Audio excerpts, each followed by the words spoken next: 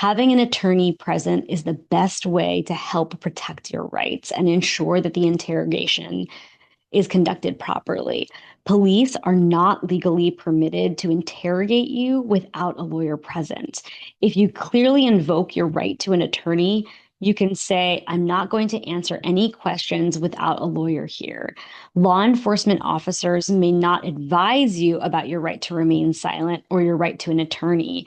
They may even ask you to sign a form that gives away these rights. But even if you do so, you can invoke these rights at any time during the encounter with the law enforcement official.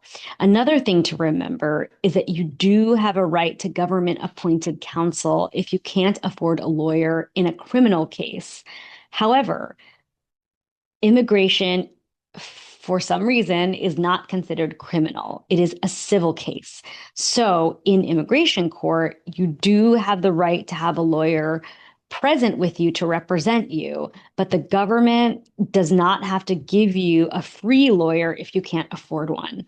So, as we'll talk about in the section on safety planning, this is why it's really important to be familiar with the free immigration legal services in your local area. These are a few quick phrases that you can use if you encounter law enforcement in the context of immigration raids.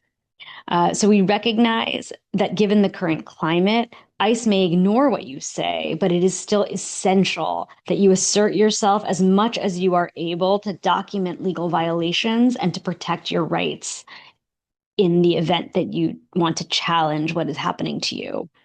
Let's go over some of these quick phrases that you can use. First, am I free to go?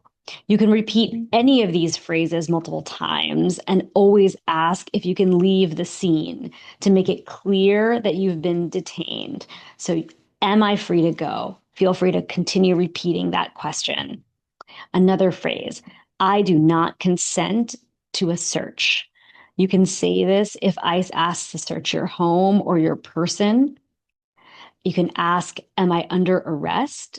Again, to make clear that you've been detained and you're asking if you have permission to go.